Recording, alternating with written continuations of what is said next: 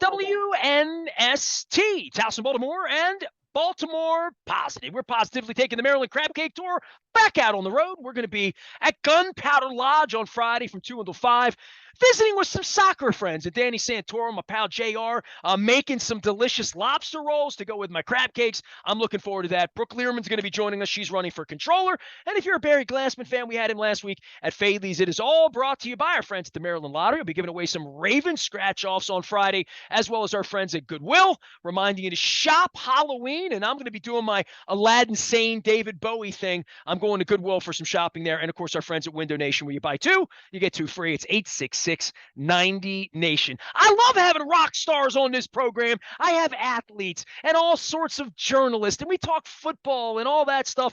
But when my pals come back on and they're coming to town, and especially one of my favorite towns in Maryland, Frederick, I've adopted Frederick as one of my favorite towns on the Maryland Crab Cake Tour. Mark Bryan joins us from down low in South Carolina in beautiful Charleston. He will be in beautiful Frederick at the Weinberg Center. I've not been in the Weinberg Center, but I have bought all sorts of pasta and drank all sorts of beer in the neighborhood in downtown Frederick, and I highly encourage it. You go find the great guitar player from Hootie and the Blowfish and my lifer pal coming back to the great state of Maryland just in time to maybe see the Commanders lose again. What's going on, Mark Bryan? How the heck are you, man? How's the band? How's life? How's the solo life? Man, Nestor, I'm great. Thank you, as always, for taking the time to talk with me. And man, I'm psyched. I'm fired up, as always, to come up and play Maryland, play my homeland, and see all the friends, and play a set with my best friends. And we're doing it in Frederick this time, this Saturday, the 22nd. I'm fired up. All right, so people know you from Hootie and the Blowfish. You guys sort of surprised me a couple summers ago.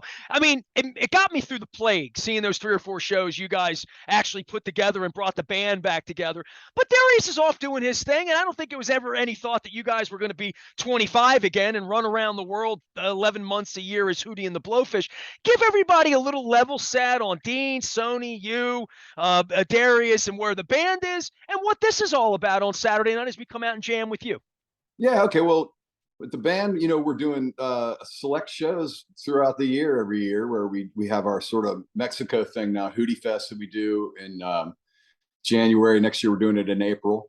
And that's sort of an annual thing now. And then we have Monday After the Masters still that we do every April, which is our big fundraising event. And so we're still best friends who, love playing together. And we have these events that are for a good cause and are a lot of fun, quite frankly. We feel blessed that we still get together we still get the chance to get together to play music. And so we do it when we can. And then when we don't, everybody kind of has their own thing going. Sony just released a book, actually, and he's on tour with that. And everybody knows Darius is on tour this year, and he's been playing some really cool shows and just dropped a new single, Old Church Hymn. And then, and Dino's around. He just built a new house, so that's been keeping him busy. But we've been hanging out a little bit, golfing, and he's jamming with me next week at my event. So everybody's in touch, and we just play when we can, and it's great. And so I've been doing, 20, 30 shows a year, and one of them is going to be this Saturday in Frederick. And I'm, again, fired up about it. I get to play with my best friends and play in front of some of my oldest friends. And we'll be doing a nice selection of Hootie songs, but also a lot of my solo material. And I just put out an album last year called Midlife Priceless. And then we do some covers. We do some really fun old covers. One of the cool things about playing with the Screaming Trojans this Saturday is that I get to play with all my friends that I grew up playing with, and we would play Zeppelin and Rush and Police, but nobody could ever sing it because it's all so high. Well, we got a singer that can sing it now with Scott Tucker. So that's one of the fun things about playing in this band too. I would just say this, and we'll get to Hootie, we'll get to sports, we'll get to the Orioles and the baseball, we'll get to all that.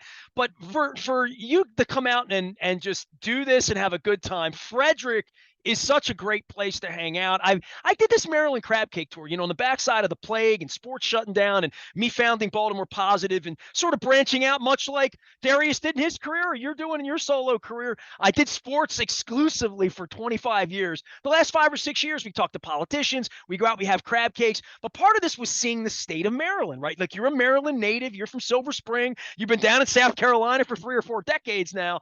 But there are so many places in Maryland as I wear my state fair in the Maryland Maryland flag here, where they have a lot of music over in Catonsville, that I had never really explored Frederick or Hagerstown or Cumberland or Oakland or Deep Creek Lake, or even on the Eastern Shore, Cambridge, Chestertown, Salisbury. We were always in a hurry to get to the beach going to Ocean City on 50. We never got off of 50.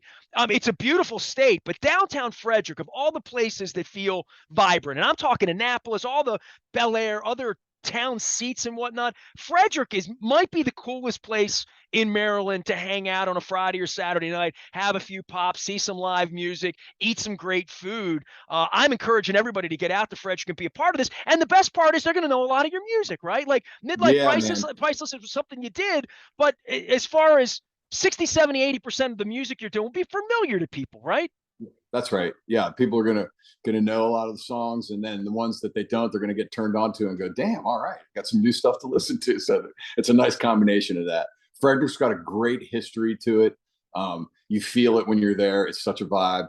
And a lot of my friends, I grew up in Montgomery Village, so a lot of my friends made that move just north to Frederick, and I feel like that's a market that I always try to come play the DC area, and I end up in Annapolis or Northern Virginia or something like that. And I'm making my friends from growing up drive so far to see me. So I thought, let's go right to them and try to play Frederick this time. And got lucky enough to get in with the folks at the Weinberg Center, and we put together a really nice show here. So it's going to be a good night. Would you say you're going home? That's a little song, a little reference there, but That's right. this is the home show, right? That's right. It is totally.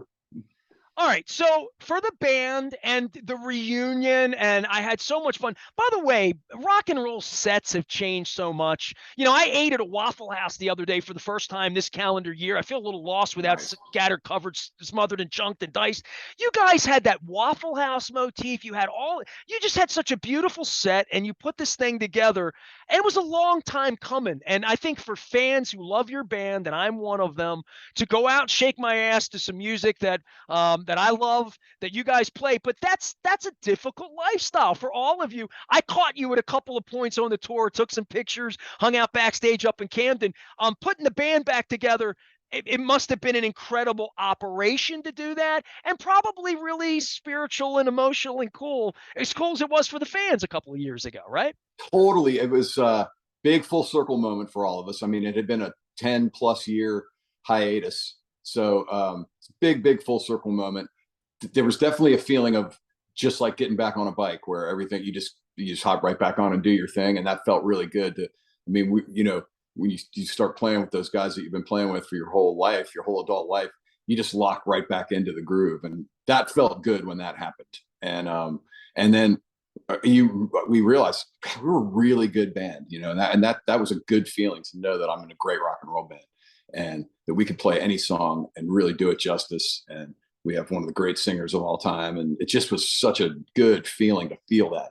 And then there's something even deeper with the fact that our crew has been with us, a lot of them, since the 90s, early 90s, and they're still out with Darius when he's out. And so when Hootie goes out, they're out with Hootie too. And it's guys that we've known also our whole adult lives. And there's something really special about that. It's a big family, more than just the band, And so all of that together, rolling on the road night to night to all these different towns, was really super special. And you realize while it's happening, you're like, God, this might be the last time I ever get to do this. I hope not. I hope we do it 10 more times, and there's every reason to believe we'll do it 5 more or whatever, but at least. But you never know. And so there was that moment while we were in the middle of it of like, God, this is really special. I'm very blessed to get to do this. I felt great about coming out and seeing you guys. I'm going to feel great about Saturday night in downtown Frederick. Mark Bryan is here from Hootie and the Blowfish. He is a guitar player doing the solo thing and bringing his act out to the Weinberg. So part of the whole motif of the band and the Dolphins crying is you're the original sports guy band from the 90s, right? Like you were the band that golfed and hung out with athletes and had your favorite teams. Since then, one of your favorite teams has changed its name. I got to get a little vibe on what it's like to be a long distance fan of the franchise of Daniel Snyder. And certainly I've got my Oriole problems up here. The kids are now fighting while the old man's eating pudding. It's a mess, but you had it both ways. You were Redskin and Orioles. There's been a lot of suffering in your adulthood. There has.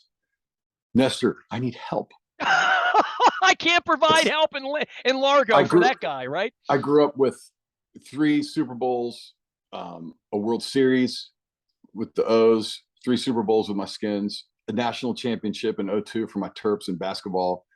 I had glory until my, adult years. And then ever since I've been an adult, my team's fallen into despair. Doesn't even do it justice. Like it is, my teams are the Redskins. I can't even know how to call them the new name yet. The Orioles and the Wizards. Those are my three teams. So if you want to know how my last 25 years have been with sports, there's your answer. 20 That's years. your golf game. Exactly. Thank you. Golf game actually got better recently. I got it down to an 11. I've been playing pretty well. And I just injured my arm the other day on a clumsy paddleboard dismount. So I can't play golf right now, but I can play guitar. Which is so you're good. a paddleboarder out on the water with yes. My wife loves that. My wife like like yoga on the paddleboards, right? Right. She's done that down in Florida with the manatees, and we have so That's many my little favorite workout now is paddleboarding. Number one favorite workout. Well, golf isn't a workout. Like it's just a walk in the park, right? Yeah, exactly. For you with playing the guitar, how often do you pick up? And you say you're playing 30 gigs a year. I mean, I only feel like I feel you when you're here locally. I know you're doing other stuff and moving around. Well, I have a studio, so I'm playing all the time. When I'm recording with other people, and then when I do these shows, a lot of times I'm learning other songs. Like it'll be for an event or something like that. So I rehearse a little bit for the shows that I have, and that keeps it in my hand. It keeps guitar in my hand pretty regularly between that and the recording. I'm also a songwriter, and so I'll write when the idea hits me, and I've been writing some on like ukulele this year and on piano, which is just different when you write on different instruments. And so I'm always kind of dabbling with something musically. Just always, it's just the way I am. I love music so much, and the plague shutting everything down and watching so many musicians do home studio things, watching collaborative things with symphonies and music during the plague, people who were musicians found incredibly creative ways to stay creative if they weren't losing their minds in a room alone. But there is something and I'm a writer of writings, that there's something very introverted and something that's not like, you're outgoing. I'm outgoing. We're type A like that. But there's something about when you're creative that's so quiet and so solitary when you're doing things that my wife thinks it's just a unique thing that I can shut the door and sit in here alone, because most people don't think that I'm that type of personality. But in order to create anything, there's so much alone time, and the plague sort of stimulated that for me, and I think for other creative people. I think it did. It gave people a lot of chance to sort of look inward. And for me, like to your point, a lot of my more creative times will happen when I don't even think about it, or if I'm in the shower, or if I'm driving down the road and I decide to turn the radio off for a little while and just you have some quiet. And I'm not even trying to be creative in that moment. It's just still. And if you can create that stillness, a lot of creativity will come sometimes. And that's what I notice. And some of my best ideas come to me when I wasn't even trying, Well, I got invited a couple months ago, and I'm trying to rediscover some music and some undiscovered music, and going back to hearing things that I don't hear on the radio. So I have a band here that I know is near and dear to your heart that I've been chasing around a little bit in my mind of going back, REM. And I know you have that link with Whole Sapple to all of this. I wound up at Jim Irsay's charity event. He does and that's sort of strange for a Baltimore guy to be at an Indianapolis Colts guy's event, right? But he's doing this touring thing with Mellencamp's band. Kenny Wayne Shepherd's a part of it. Mike Mills from REM's a part of it. I got invited to New York. And here's Mike Mills up on stage with Natalie Merchant and, all these musicians, Kenny Aronoff, and they start doing Don't Go Back to Rockville, which I know is a little different from a guy from Silver Spring as well, and Superman, and he's singing like an angel, and I'm thinking, I got to go back and get me some REM. And as I'm doing this back in the spring, I see REM cover band, Dead Letter Office. Pretty good album. You guys made a pretty interesting scattered covered album that was sort of in the Dead Letter Office vein and doing cover songs. And I said, I'm going to go back and discover REM's music. And then I realized there are these tribute bands that have incredibly nailed this. And I found this tribute band. They played the trifecta. Tribute music has become this incredible way to keep bands that are no longer bands like REM or even Hootie that you guys get together every once in a while, that tribute bands are the big thing at this point for fans that want to go out and shake their ass and listen to older music. There is starting to be a scene for tribute bands, and I just recently started an REM tribute band, but more just for fun. Like the idea of doing justice to those great old songs with your friends, like sitting with your friends and playing those great old songs and trying to do justice to them is really fun on a level that I just didn't realize how fun it could be. And so you guys did it in your prime, right? You did Drive Great, you did all that, I right? know, but like I'm talking about like doing it from a place of sort of resurrecting it, and like I'm even using Peter Buck's same gear, like I'm using a Rickenbacker through a Vox. I'm like really trying to do him instead of, you know, like I was always influenced by him or whatever, but I was always trying to do my thing all the years, you know. And this is very specific. Like I'm going in and playing his parts on the type of guitar that he played through the type of amp he played, and the other guys in the band are trying to do their parts, and we sound like REM, and it's really fun. And it's ours is called Voice of Harold, which is a song from Dead Letter Office, that album that you mentioned of the REM outtakes. And so we're Voice of Harold, and our next gig is down here at the Windjammer in Charleston, November 17th. So I'm having a lot of fun with that too. And I didn't even know it's this. Hold on, stop the music. You get together for a whole night and do REM music all night. Yes. Yeah, we will do a 75, 90-minute set of REM songs. And we play something from every album all the way up through New Adventures in Hi-Fi. Well, I mean, they're really an interesting band in that they had different lives, right? The beginning, the middle, the Warner Brothers, and then after that, a little more experimental, right? Like they've like Rush, like you mentioned Rush earlier. Yes. Just the 4 different bands or 5 different bands all put into one based on their sound and where they were in the 50 years of making music, right? Yeah. For you with the REM thing, what's the connection there? I mean, were you a Life's Rich Pageant guy, Murmur guy, Fables? Where did you fall Life's into Rich all Pageant that? was probably, if I had to say one, it would be Life's Rich Pageant. But what I love is listening from the beginning through and hearing the growth, you know, starting at Chronic Town and just going all the way through chronologically from there, and hearing the growth in the band and in their songwriting. And you can hear when they switched producers, how their sound changed. Like when they went to Life's Rich Pageant, that was a new producer, and that was Don Gaiman, who produced Cracked Rear View for Hootie and all the John Mellencamp stuff from the 80s. And he's a great producer. But you can really hear the growth in the band from the jump to Fables to Life's Rich Pageant. I love that kind of stuff. Mark Bryan is here. I love his band. His band was Hootie and the Blowfish for many, many years. Still is his band, but he's doing a solo thing at the Weinberg Center in Frederick on Saturday night. I encourage everybody to go out to Frederick, eat, drink, have a good time, hit the brewery downtown, go to Idiom, hit all the breweries in Frederick like I did a couple of months ago when I got out there. So close to home for you. Give me the home speech for your friends coming up from Silver Spring and being a part of this. I'm sorry, I lost you for a couple seconds there. Did you ask me a question? No. The bringing the family and the friends to Frederick, that this is more of a special show than any other show. Yep, this is my homeland show, and I feel really blessed that I get to do it. So thanks to everybody who bought tickets and who's coming out. Please spread the word. It's gonna be a great night of music. Like Nestor said, you're gonna know over half of the songs. And the ones you don't know, you're going to get turned on to and fired up about. So here we go. Screaming Trojans. Is that a USC reference there, or is that a corner store reference? So the high schools in Gaithersburg, where we went, were Gaithersburg High School and Seneca Valley. And I went to Seneca Valley. We were the Screaming Trojans, and a couple of my other buddies in the band did as well. And then the other guys in the band went to Gaithersburg. I'm sorry, they were the Screaming Eagles at Seneca Valley. That's what I meant to say. We were the Screaming Eagles, and then a couple other guys in the band went to Gaithersburg, and they were the Gaithersburg Trojans. So I took the 2 nicknames of the high schools and mixed them together, and we're Mark Bryan and the Screaming Trojans.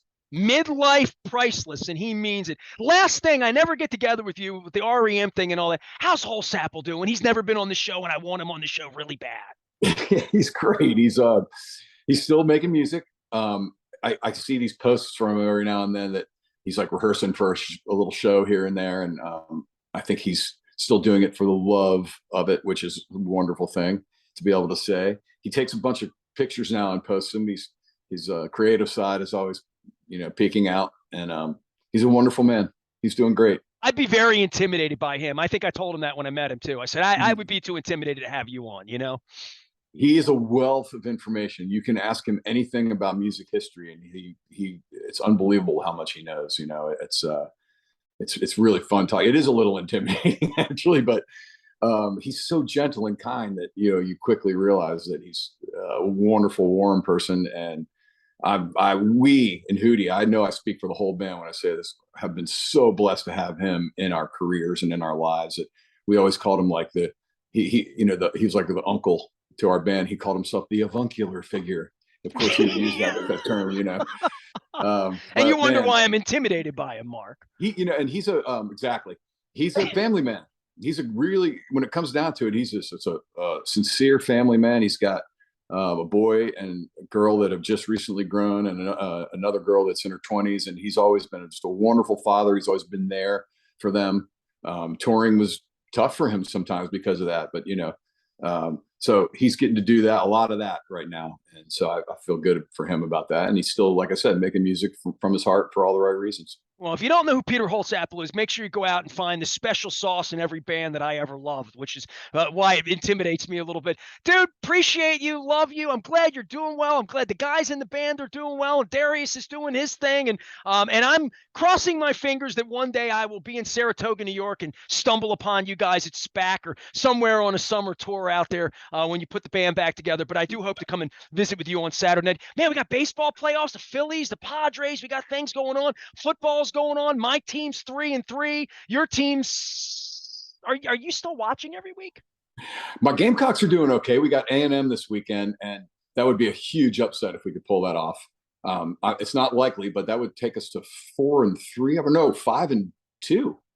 So you're never going to win a national championship being a Gamecocks football. I don't think anymore. I think those days. Don't say never. Don't say never. We got Shane Beamer now, and I believe. I think he can.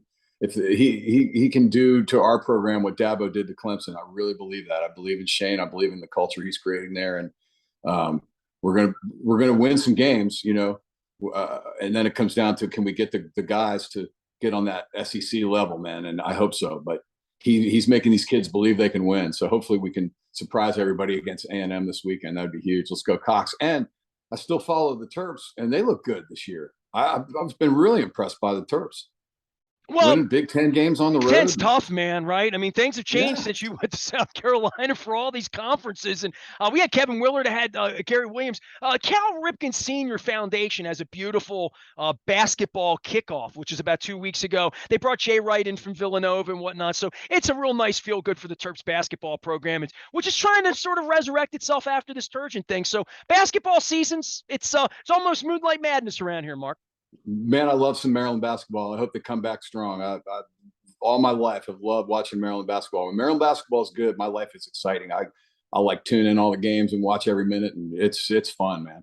Well, hey, man, have a great gig on Saturday night. I hope to get out there and shake my tail with you guys. Mark Bryan will be bringing the Screaming Trojans to the Weinberg Center in downtown Frederick on Saturday night. That's the 22nd.